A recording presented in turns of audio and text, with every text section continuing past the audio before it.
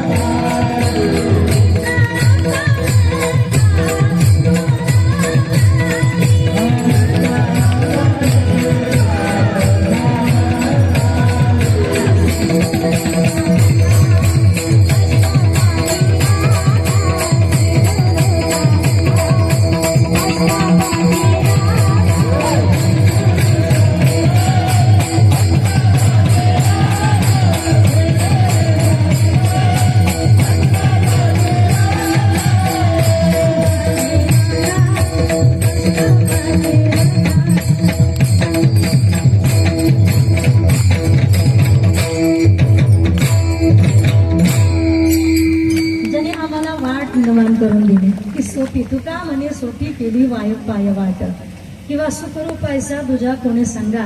पांडुरंगा पर्यंत पोहोचण्यासाठी माध्यम जे संत आमच्या जीवनामध्ये आम्हाला मिळाली, जे गुरु आमच्या जीवनामध्ये आम्हाला मिळाले.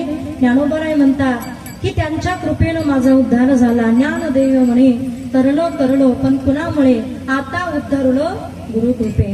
संत हे दयेचे सागर आहे, संत तोची जाणा जगी दया क्षमा ज्यांच्या अंगी. ही अंतर्लक्षणाची संत, बाह्य लक्षणाची संत तुकोबराय सांगतात. जसं एका गावामध्ये एक महात्मा आला आणि दाढीचा वाढवलेला भगवा वेश धारण केलेला, मावती तेवढ्या माळा घातलेल्या आणि असं भला साधू महाराज.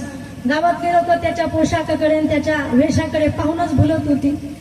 जे ते महाराज आलेत, महाराजाला नमस्कार करा, महाराजाला जेवायला बोलवा. आणि नेमकं ज्याच्या घरी जेवायला बोलवलं, जेवायला ताट वाढलं, जेवायला महाराज बसले आणि दाराशी कोणी असो किंवा नसो, ते जेवताना पहिला घास घेतला तोंडात घालणार की हाड म्हणायचे.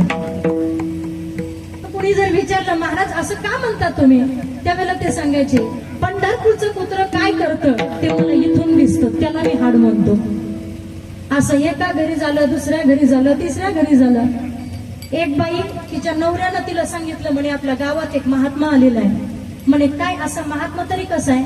त्यानं सांगितलं अगं म्हणे पंढरपूरचं कुत्र काय करतं हे त्यांना इथून दिसतं. एवढा महान महात्मा आपल्या गावात आलेला आहे. म्हणे असं आणा की म्हणा तुम्ही तुमच्या महात्म्याला जेवायला आपल्या घरी. आता तिनं असे कितीतरी महाराज वाटी लावलेली होती. आणि मग तिनं म्हणे महाराज आणा की तुमचे साधू महाराज जेवायला. त्यानं महाराजाला हट्ट केला, आग्रह केला, जेवायला चला. जेवायला महाराजांना घरी बोलवलं. तिनं सुंदर पुरणपोळीचा बेत केला आणि पुरणपोळीचं जेवण तयार केल्यानंतर 2 ताटं बनवली, एक आपल्या पतीला आणि एक त्या साधू महाराजांना. दोघांसाठी 2 ताटं बनवली. दोघांच्या समोर ती ताटं नेऊन ठेवले. पण घरातल्या व्यक्तीनं तोंडात जेवणाचा घास घालण्याच्या अगोदर पहिल्यांदा पाहुण्याच्या ताटाकडे बघावं, हा नियम आहे. म्हणून त्यानं सहज महाराजाच्या ताटाकडे पाहिलं तर त्याच्यामध्ये भजे काय केलं त्याला दिसेना. म्हणून तो आपल्या पत्नीला जरा रागावून बोलला, का ग म्हणे तुला भजे वाढायचं कोणी सांगितलं की नाही. माझ्या ताटात भजे वाढले पण महाराजांच्या ताटात भजे वाढले नाहीस. त्याच्यावरनं थोडा वादविवाद वाढत वाढत गेला. हिनं 5-10 मिनिटं नवऱ्याच्या शिव्या गाड्या बोलणं सगळं ऐकून घेतलं आणि 10 मिनिटानं चांगली कंबर कसून आली आणि महाराजाला म्हटले, महाराज पंढरपूरचं कुत्रं काय करतंय हे तुम्हाला इथून दिसतं, पण मी तुमच्या पुरणपोळीच्या खाली भजे ठेवलेले साधे तुम्हाला दिसले नाही का? माझा दृष्टांत संपला. सिद्धांत फार महत्वाचा आहे की तुकोबाराय सांगतात, तयाच्या स्वाधीन दैवते असती तरी का मरती पोरे त्यांची. ही तुकोबारायांची भाषा आहे बरं, फार सुंदर तुकोबाराय ते सांगतात. परंतु संत कसे असावे की सर्वांगी निर्मळ चित्त जैसे गंगा काम क्रोध बंदी खाणी तुका मने दिले दोन्ही इंद्रियाचे स्वामी आम्ही झालो गोसावी. काम क्रोध बंदी खाणी तुका मने दिले दोन्ही इंद्रियाचे स्वामी आम्ही झालो गोसावी. ज्या वेळेला विभीषणाने हनुमंतराने विचारलं, हनुमंतराया तुम्ही म्हणता माझे प्रभू, तुम्ही म्हणता माझी मैया, पण तुम्ही तुमच्या प्रभूला कुठे जागा दिली? त्यावेळेला हनुमंतराय म्हणतात माझ्या हृदयात जागा दिली. खरं की काय का खोटं बोलता? दाखवा तर तुमच्या प्रभू रामचंद्रांना आणि सीता मैयाला.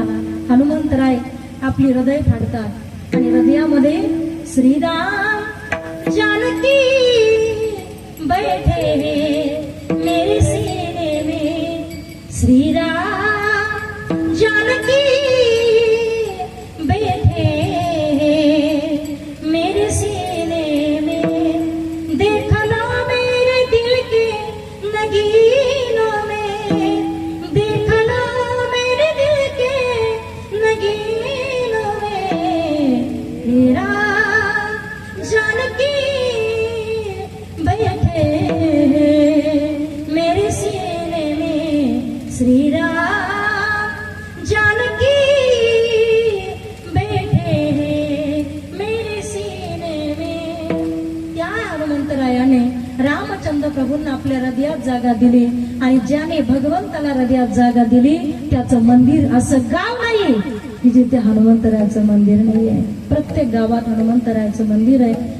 कदाचित रावरायाचं मंदिर एखाद्या गावात शक्य नसेल, नसू शकतं, पण हनुमंतरायाचं मंदिर मात्र प्रत्येक गावात आहे. म्हणून भक्त असेल तर देवाला महत्व आहे. जब भक्त नहीं होते भगवान कहाँ होता, जब भक्त नहीं होते भगवान कहाँ होता.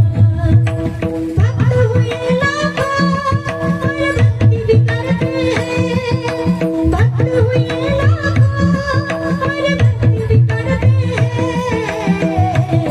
उस हनुमान जैसा, उस हनुमान जैसा कोई भक्त कहाँ होता, जब भक्त नहीं होते भगवान कहाँ होता, भगवान कहाँ होता, भगवान कहाँ होता.